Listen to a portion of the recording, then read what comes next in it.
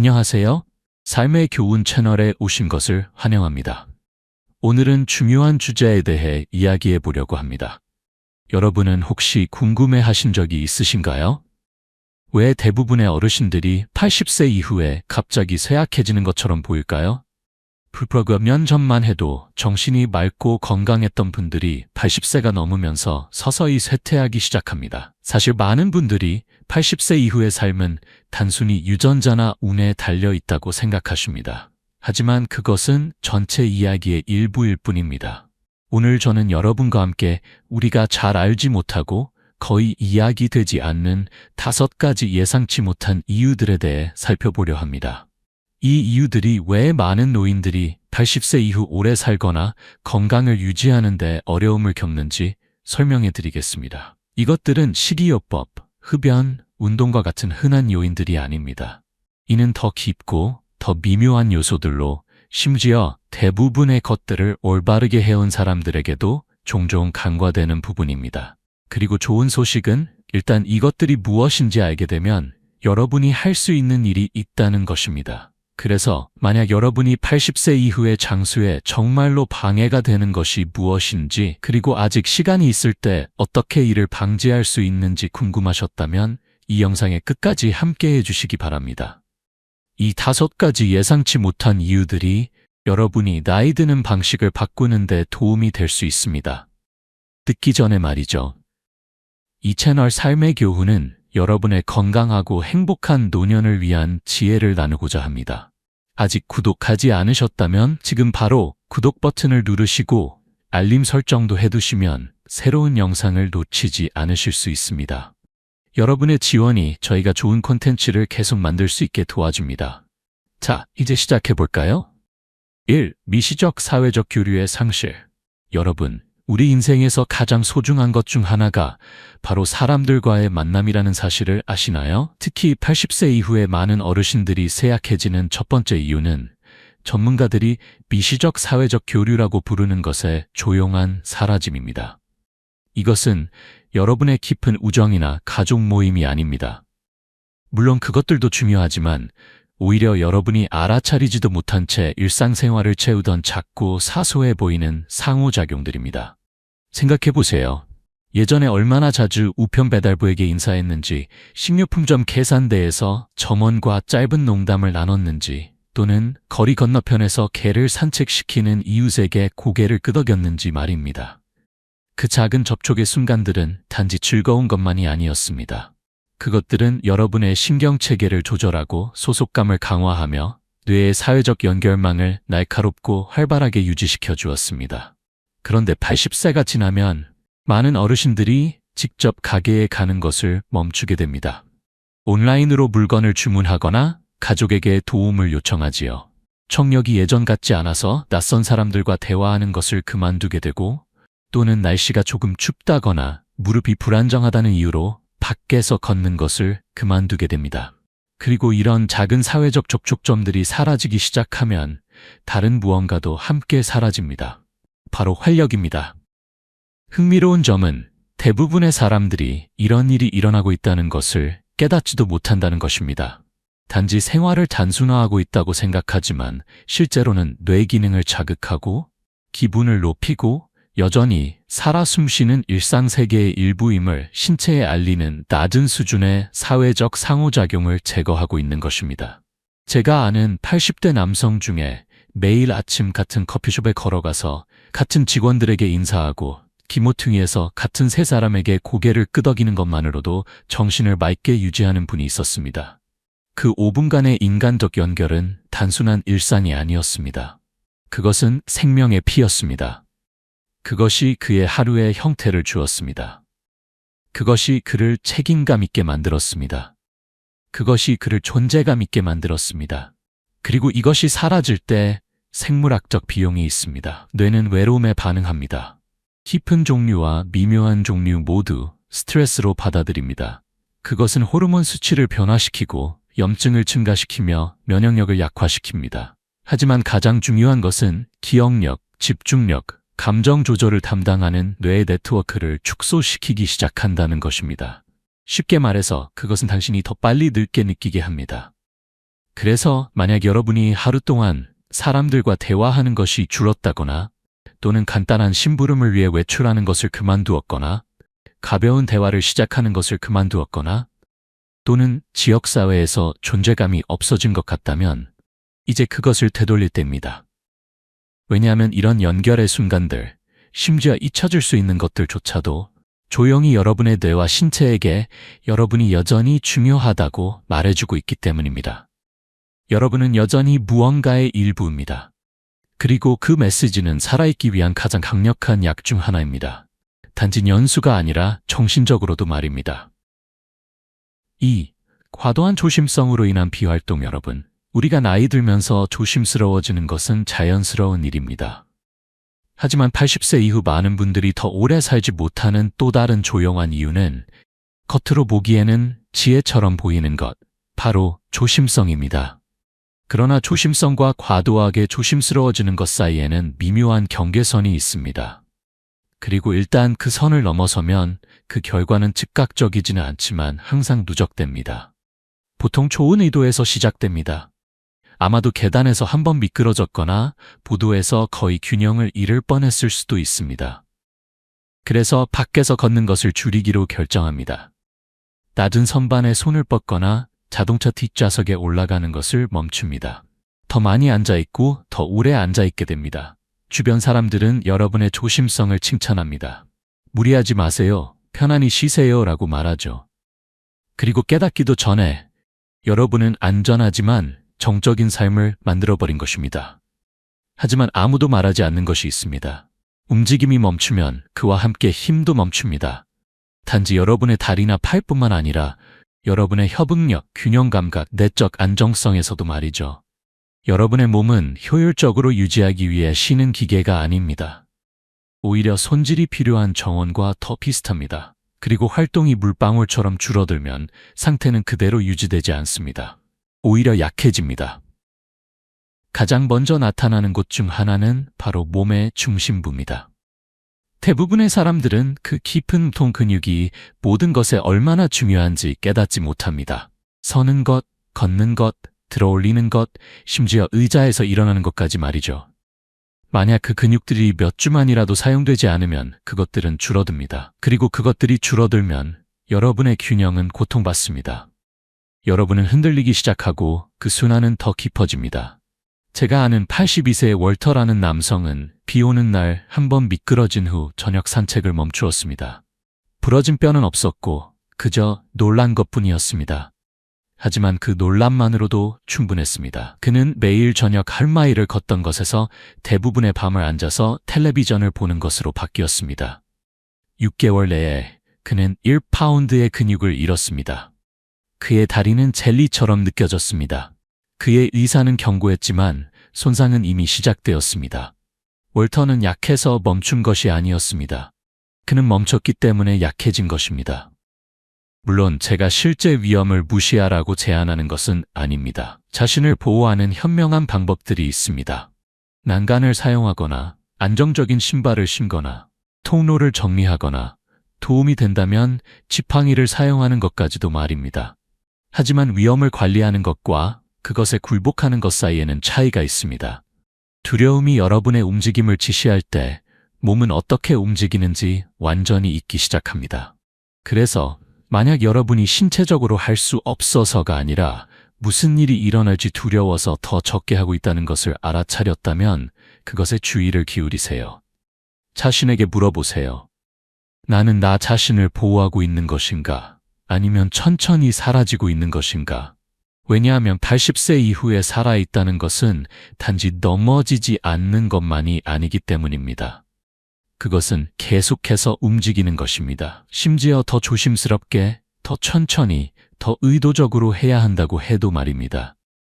움직임은 신체가 여전히 필요하다는 것을 기억하는 방법입니다. 그것은 여러분의 시스템이 계속 작동하는 방법이고 여러분의 뇌가 경계를 유지하는 방법이며 여러분의 심장이 목적을 가지고 계속 뛰는 방법입니다.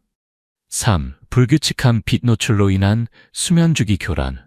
여러분의 몸 안에는 똑딱거리지 않지만 거의 모든 것을 지배하는 조용한 시계가 있습니다. 여러분의 기분, 신진대사, 면역체계, 심지어 뇌가 밤에 스스로를 어떻게 수리하는지까지도 말입니다. 그리고 80세 이후에는 이 내부 시계, 여러분의 일주기 리듬이 특히 민감해집니다. 그것이 엇나가는 가장 큰 이유 중 하나는 낮에는 충분한 빛을 받지 못하고 밤에는 너무 많은 빛을 받는 것입니다. 처음에는 알아차리지 못할 수도 있습니다. 아마도 낮 동안 조금 더 많이 자기 시작했거나 오후에 햇빛 아래에서 졸기도 합니다. 또는 아마도 정기적으로 밖에 나가는 것을 멈췄을 수도 있습니다. 특히 추운 달에는 더욱 그렇습니다. 저녁에는 TV를 켜거나 책을 읽거나 영화를 보는 동안 늦게까지 불을 켜 둘 수도 있습니다. 이러한 변화들 각각은 무해해 보일 수 있지만 함께하면 언제 경계해야 하고 언제 쉬어야 하는지에 대해 조용히 몸을 혼란스럽게 만듭니다. 몸은 리듬을 유지하기 위해 자연광에 의존합니다. 밝은 아침빛은 뇌에게 깨어날 시간이라고, 움직일 시간이라고, 필요한 곳에 에너지를 보낼 시간이라고 알려줍니다. 그리고 밤의 어둠은 멜라토닌의 방출을 신호합니다. 깊고 치유적인 수면을 준비하는 그 부드러운 호르몬 말입니다. 하지만 여러분의 눈이 충분한 자연 낮빛을 받지 못하거나 여러분의 저녁이 화면이나 램프에서 나오는 인공적인 밝음으로 가득 차 있을 때 여러분의 내부 신호는 뒤죽박죽이 됩니다. 그 결과 잠들기 어렵거나 잠을 유지하기 어려울 수 있습니다. 떠들 시간을 침대에서 보낸 후에도 멍한 상태로 깨어날 수 있습니다. 하루 종일 에너지가 떨어지거나 기억력이 평소보다 희미하게 느껴질 수 있습니다. 그리고 시간이 지남에 따라 그 수면 교란은 단지 여러분의 에너지뿐만 아니라 더 많은 것에 영향을 미칩니다. 그것은 여러분의 면역 기능을 약화시키고 여러분의 기분을 덜 안정적으로 만들며 심지어 인지 감퇴의 위험을 증가시킵니다. 또한 비타민 D의 문제도 있습니다. 이는 여러분의 피부가 햇빛에 노출될 때 자연적으로 생성되는 것입니다. 80세 이후에는 피부를 통한 비타민 D 합성 능력이 감소하며 이는 정기적인 야외 노출이 더욱 중요해진다는 것을 의미합니다. 그것 없이는 여러분의 뼈, 근육, 면역체계 모두 타격을 입습니다. 저는 한때 84세의 헬렌이라는 여성과 이야기를 나눈 적이 있는데 그녀는 점점 더 피곤하고 방향 감각을 잃고 있었습니다. 그녀의 혈액 검사는 정상이었습니다. 그녀의 식단은 변하지 않았고 그녀는 새로운 약을 복용하지 않았습니다. 전환점은 그녀의 의사가 단순히 매일 아침 20분 동안 창문 옆에 블라인드를 활짝 열어둔 채로 앉아있기를 그리고 취침 1시간 전에 화면을 끄라고 권장한 것이었습니다. 2주 내에 그녀의 수면이 개선되었습니다. 또한 그녀의 기억력도 개선되었습니다. 그녀의 기분도 마찬가지였습니다. 그것은 새로운 약이 아니었습니다. 그것은 빛이었습니다. 그래서 만약 여러분이 대부분의 시간을 커튼을 닫은 채 실내에서 보내고 있거나 여러분의 저녁이 휴대폰이나 TV에서 나오는 블루라이트로 가득 차 있다면 이제 바꿀 때입니다. 깨어난 후 1시간 이내에 밖으로 나가보세요. 비록 그것이 단지 현관에서 몇 분이라도 말입니다. 여러분의 눈과 피부가 그 아침빛을 흡수하게 하세요. 저녁에는 불을 어둡게 하세요. 여러분의 몸이 휴식을 취하도록 준비시키세요. 이러한 부드러운 리듬은 단지 편안함 이상입니다. 그것들은 생존입니다. 왜냐하면 많은 사람들이 깨닫지 못하는 것은 신체가 단지 마모로 인해 나이 들지 않는다는 것입니다.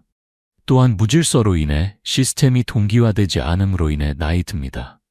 그리고 여러분의 빛 신호, 여러분의 수면 일정, 여러분의 일 리듬을 복원하는 것, 그것이 여러분이 그 조직을 다시 가져오는 방법입니다. 그것이 여러분이 신체에게 말하는 방법입니다. 심지어 85세에도 우리는 여전히 일정에 맞추고 있다고, 우리는 여전히 움직이고 있다고, 우리는 여전히 여기 있다고. 4. 상실과 고립으로 인한 감정 억제. 많은 사람들이 80대에 이르면 그들은 대부분의 젊은이들이 상상할 수 있는 것보다 더 많은 상실을 겪었습니다. 배우자, 형제자매, 평생의 친구, 때로는 자녀까지도 말입니다. 그리고 외부 세계가 공손하게 동정을 표할 수 있지만 거의 인정되지 않는 것은 그 상실이 기억뿐만 아니라 몸에도 얼마나 많이 축적되는지입니다. 80세 이후에 종종 일어나는 일은 단지 슬픔이 아닙니다. 그것은 감정 억제입니다. 그것은 고통을 표현하는 대신 삼키는 느리고 조용한 습관입니다. 이제 그것에 익숙해져야 한다고 느끼거나 여러분이 잃은 것의 깊이를 정말로 이해하는 사람이 더 이상 없기 때문에 용감한 얼굴을 하는 것입니다. 하지만 여기 진실이 있습니다. 몸은 잊지 않습니다. 슬픔이 처리되지 않을 때, 말해지지 않을 때, 공유되지 않을 때, 완전히 느껴지지 않을 때, 그것은 그냥 사라지지 않습니다. 그것은 저장됩니다. 그리고 시간이 지남에 따라 그 감정적 무게는 물리적이 됩니다. 그것은 여러분의 면역체계, 소화, 수면에 영향을 미치기 시작합니다. 그것은 여러분의 호르몬을 변화시킵니다. 그것은 여러분의 신경체계를 지속적인 조용한 긴장 상태에 둡니다. 그리고 가장 어려운 부분은 그것이 조용히 일어난다는 것입니다. 겉으로는 여러분은 차분해 보일 수 있습니다. 심지어 괜찮다고 말할 수도 있습니다.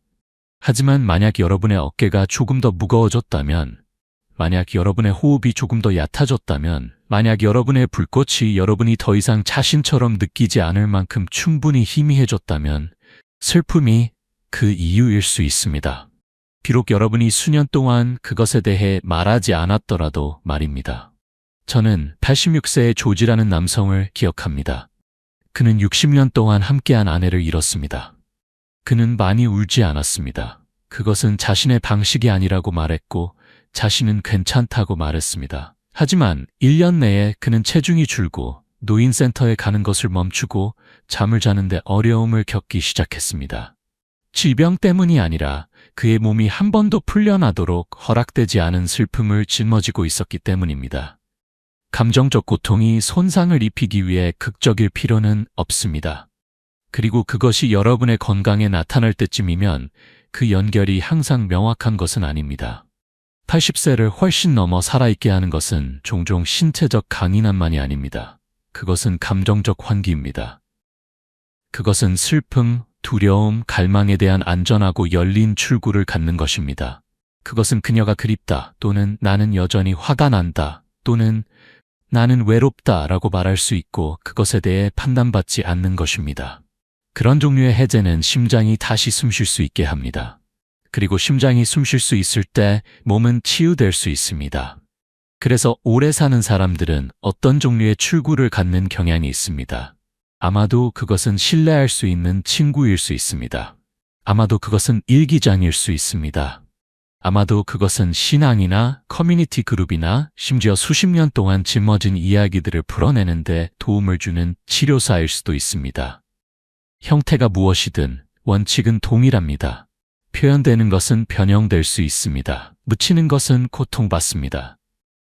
그래서 만약 여러분이 무언가를 간직하고 있다면 여러분이 원해서가 아니라 그것을 어디에 둘지 몰랐기 때문이라면 이제 공간을 만들 때입니다. 단지 여러분의 감정 때문이 아니라 여러분의 삶을 위해서입니다.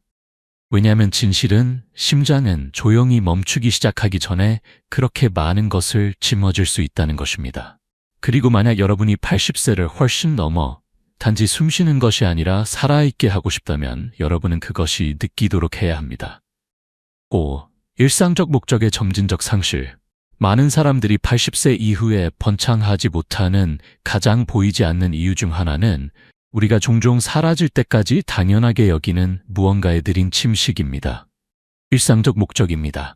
어떤 거창한 철학적 방식의 인생 목적이 아니라 아침에 일어나서 할 일, 갈 곳, 볼 사람과 함께 일어나게 하는 종류입니다. 목적은 극적일 필요가 없습니다. 그것은 해가 너무 뜨거워지기 전에 식물에 물을 주는 것일 수 있습니다. 그것은 여러분의 문 밖에서 기다리는 동네 고양이에게 먹이를 주는 것일 수 있습니다. 그것은 손녀에게 편지를 쓰거나 뒷문의 경첩을 고치는 것일 수 있습니다. 하지만 이러한 작은 일상이 사라지기 시작할 때, 움직일 이유 없이 아침이 오고 생각할 가치가 있는 것 없이 저녁이 올 때 내면의 무언가가 조용히 꺼지기 시작합니다. 몸은 마음의 말을 듣습니다. 그리고 마음이 더 이상 앞으로 나아갈 이유를 보지 못할 때 몸은 따라갑니다. 식욕이 떨어집니다. 움직임이 느려집니다. 그리고 목적 없이 여러분의 건강을 조절하던 시스템들이 조용히 가기 시작합니다. 그것들이 고장나서가 아니라 다시 켜질 이유를 기다리고 있기 때문입니다. 그것이 점진적으로 일어나기 때문에 놓치기 쉽습니다. 아마도 여러분의 주간 브릿지 게임이 취소되었을 수도 있습니다. 아마도 교회 모임이 더 이상 만나지 않게 되었을 수도 있습니다. 아마도 여러분의 가족이 덜 자주 방문하거나 무릎이 아프기 시작하면서 여러분의 오랜 자원봉사 역할이 끝났을 수도 있습니다. 여러분은 자신에게 그것이 정상이라고, 그것이 노화의 일부라고 말합니다. 하지만 내면 깊은 곳에서 여러분은 그것을 느낄 수 있습니다. 날들이 함께 녹아들고 각각이 이전보다 더 조용해지는 것을. 저는 한때 88세의 루스라는 여성을 만났는데 그녀는 절반 나이의 대부분 사람들보다 더 살아있는 것처럼 보였습니다. 그녀는 부유하지 않았습니다. 그녀는 완벽한 건강 상태가 아니었습니다. 그리고 그녀는 큰 가족에 둘러싸여 있지 않았습니다. 하지만 그녀는 결코 그녀의 일상에서 떠나지 않는 한 가지를 가지고 있었습니다. 매주 월요일, 그녀는 교회의 집에 갇힌 사람들에게 엽서를 썼습니다. 매주 목요일, 그녀는 수프를 만들어 지역 쉼터를 위해 얼렸습니다. 매일 그녀는 오후 4시경 창가에 앉아 동네 아이들이 학교에서 걸어 집으로 오는 것을 보았습니다. 그녀는 그들의 이름을 알았습니다. 그녀는 그들에게 손을 흔들었고 그들도 다시 손을 흔들었습니다. 그것은 화려하지 않았지만 그것은 그녀의 날에 질감을 주었습니다. 그것은 그녀의 마음에 리듬을 주었습니다. 그것은 그녀의 삶에 연속성을 주었습니다. 그리고 그것이 비밀입니다. 아무도 여러분에게 말하지 않지만 몸은 그것이 필요하다고 믿는 한 살아 있습니다. 목적, 심지어 가장 작은 종류라도 연료와 같습니다. 그것은 여러분의 세포에게 계속 수리하라고, 여러분의 장기에게 계속 기능하라고, 여러분의 뇌에게 계속 배우라고 말합니다. 여러분이 그 관련성의 감각을 잃을 때, 여러분의 존재가 더 이상 누구에게도 무엇에도 중요하지 않다고 느낄 때 불꽃이 희미해지기 시작합니다. 그래서 우아함과 활력으로 80세를 넘어 사는 사람들은 보통 그들의 하루를 고정시키는 무언가를 가지고 있습니다. 그것은 정원, 애완동물, 일기, 의식, 전화통화, 간단한 아침 기도일 수 있습니다. 중요한 것은 규모가 아닙니다. 그것은 일관성입니다. 아침에 눈을 뜰 때 일어날 이유가 있다는 것을 아는 것입니다.